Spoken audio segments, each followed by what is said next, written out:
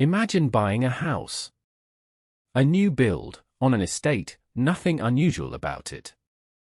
You have a mortgage, you have a solicitor, you sign a large stack of documents you do not fully read, because nobody fully reads them. Somewhere in that stack is a term stating that you will pay a ground rent of £100 a year, and that this amount will double every 10 years. £100 a year sounds like nothing. It is nothing. It is less than a month of council tax. If somebody mentions it across a desk in a sales office, and describes it as a peppercorn, a nominal sum, a technicality, you will not think about it again. Here is what that clause does over the life of the lease. After 10 years, £200. After 20, £400. After 30, £800. After 40 years, £1,600 a year. And it does not stop there, because the lease does not stop there. Leases like this typically run for 125 years, or 250. Keep doubling and the arithmetic becomes absurd long before the lease expires. That is not an accident of drafting. That is the product. Now, the obvious reaction to this is that people should have read the contract. And that reaction is understandable, and I want to deal with it properly rather than dismiss it, because it turns out to be the least interesting thing about this story. Because the real damage was not the money.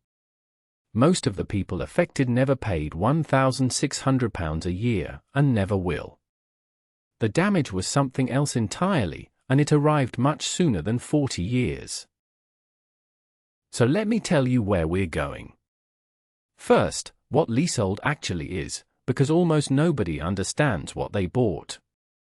Then what the doubling clause did to those houses, which is worse than it costs. Then who ended up owning the clauses, and why that made everything harder. And finally what the whole episode reveals about the difference between owning something and owning a claim on somebody who owns something. Let's start with leasehold itself. In England and Wales, there are broadly two ways to own residential property. Freehold means you own the building and the land it stands on, outright, forever. Leasehold means you own the right to occupy the property for a fixed period. You do not own the land. Somebody else does, and that somebody is the freeholder. You have bought time, essentially. A very long slice of time, but a slice. For flats, this has an obvious logic. 20 flats in a block cannot each own the land, and somebody has to be responsible for the roof, the structure, the common parts. Leasehold is a workable, if imperfect, answer to a genuine problem. For a house, standing on its own plot, with its own garden, there is no such logic. Nothing is shared. There is no roof in common. And yet leasehold houses exist in very large numbers. The official figures give a sense of the scale. There are around 4.7 million leasehold dwellings in England. More than 2/3 of those, about 3.2 million, are flats. But roughly 1.5 million are houses. 1.5 million houses where the occupier owns the building and somebody else owns the ground it sits on. Now, why would a developer sell a house that way? And this is where the mechanism starts. If you sell a freehold house, you receive the sale price and the transaction is finished. You have no further relationship with that property. Your revenue from it is a single number, once. If you sell a leasehold house, you receive the sale price and you retain the freehold. The freehold entitles you to the ground rent every year for the length of the lease. So the same house now produces a lump sum plus an income stream. And an income stream can itself be sold. That's the crucial part, and we'll come back to it. Then there's the ground rent term. If the rent is fixed at £100 a year forever, inflation erodes it and in 50 years it will be worth almost nothing. So a clause that escalates it protects the value of that income. There are gentle ways to do that. Link it to inflation so it holds its real value. And there are aggressive ways. Doubling every 10 years is aggressive. Doubling every 10 years is roughly a 7% compound annual increase sustained for over a century, which enormously outpaces any plausible rate of inflation. That is not protecting the value of the income. It is multiplying it. So the clause exists because it makes the freehold more valuable to whoever holds it. Fine.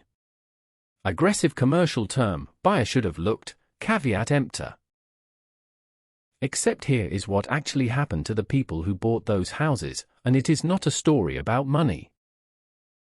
Mortgage lenders looked at the doubling clauses and decided they would not lend against those properties. That decision is completely rational from a lender's position.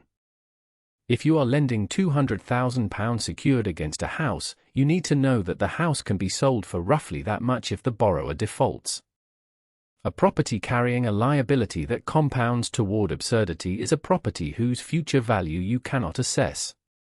Worse, in a leasehold arrangement, falling behind on ground rent can in some circumstances put the leaseholder's property rights at risk. So lenders declined.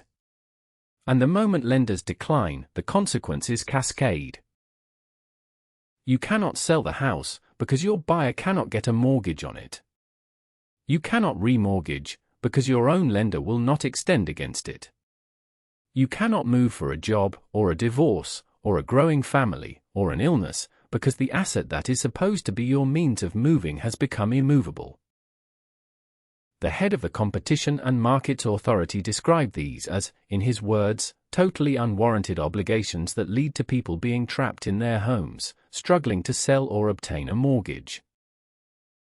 Trapped in their homes. That is a regulator's chief executive, describing owner-occupiers in newly built houses. And notice what happened to the value. The clause was not merely an expense of £100, then £200, then £400. It rendered the entire asset illiquid.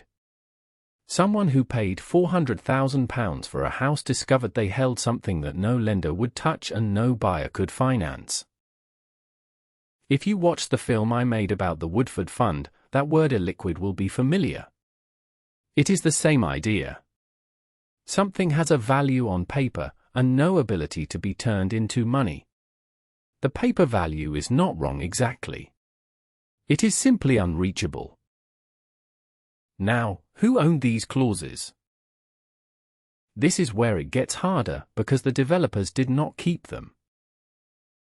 Having built the houses and sold them leasehold, developers sold the freeholds on, in bulk, to investment companies. That is a perfectly ordinary transaction.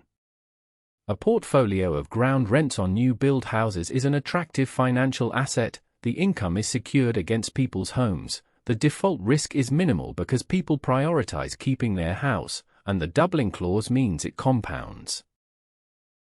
The regulator's investigations covered developers including Countryside, Taylor Wimpey, Persimmon and Barrett, and separately looked at third-party investment companies that had bought freeholds from developers. So by the time the problem was recognized, the person who wrote the clause no longer owned it. The developer could apologize. The developer could not remove a term from a contract it was no longer party to. And the investor who did own it had bought the doubling clause deliberately. It was not an unfortunate legacy term to them. It was the reason they bought the asset. Removing it would mean destroying the value of something they had paid for. The regulator's response to this was, I think, genuinely inventive. It took enforcement action against developers over unfair contract terms and possible mis-selling. And it secured voluntary undertakings, from Countryside, from Persimmon, from Taylor Wimpey, and from Aviva as an investor in freeholds.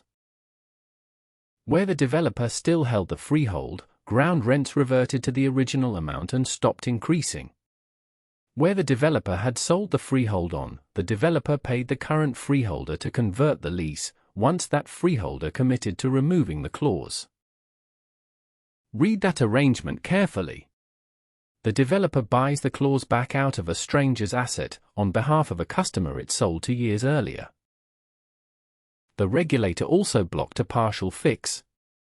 Some developers had offered to convert doubling clauses into ones rising with the retail prices index instead. The regulator's position was that the original clauses were unfair and should be fully removed, not swapped for another term that still increases the rent. So the conversions themselves were unwound. It reached agreement with 9 businesses that had bought freeholds from one developer alone, and continued engaging with others that had not agreed. And in 2022, Parliament banned ground rents on most new residential leases outright. Not capped. Banned, reduced to a genuine peppercorn, meaning nothing at all. So here's where the whole thing turns over. Everything so far invites a story about small print.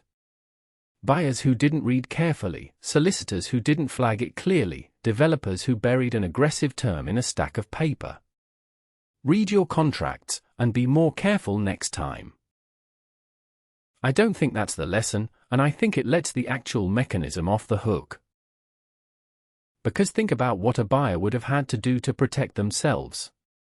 Not simply read the clause. Reading it is easy, it is one sentence and the arithmetic is primary school compound interest. They would have had to understand that a term costing £100 a year would cause mortgage lenders, years later, to refuse to finance the property. That is a prediction about the future behavior of an entirely different industry, made at the point of purchase, by someone buying their first home. Nobody was going to do that. It is not a failure of diligence. It is a piece of knowledge that only exists once the consequence has already happened to somebody. So here is the framing I'd offer instead. What was sold in those transactions was not really a house with an unfortunate clause attached.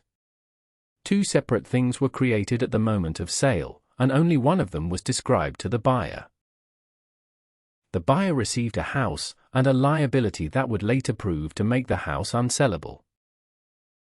The developer created an income stream, secured against that same house, which it could package up and sell to somebody else entirely. Those 2 things were manufactured out of the same transaction. And the value of the second one came directly from the burden of the first. The clause was not a term of the sale. It was a separate product, sold to a different customer, using the first customer's home as the security. That's why the small print framing misses it. The buyer was not failing to notice a bad deal. The buyer was not the only customer. And once you see it that way, the pattern becomes recognizable, because it is the same shape as several things I have looked at on this channel. In the payment protection insurance film, a commission was created inside a transaction and paid to somebody the customer did not know was being paid. In the motor finance film, the same thing again, a decade later. Here, an income stream is created inside a house purchase and sold to an investor the buyer will never meet. In each case there is a visible transaction and a second, invisible one running alongside it. And in each case the customer's harm and somebody else's asset are the same object, viewed from 2 sides. That is the thing worth taking away, because it generalizes far beyond housing. Whenever you buy something large, ask not only what you are paying, but what has been created by your paying it. A commission. A stream of future payments. A right that somebody else can sell. Those things are manufactured in the transaction and they belong to someone. And if you are not told about them, that is not always because someone is hiding them. Often it is because you are not the customer for that part of the deal. There is a second buyer, elsewhere, who has read that clause extremely carefully, because for them, it is the entire product. You bought the house. Somebody else bought the ground beneath it, and the right to charge you for standing on it, forever, doubling.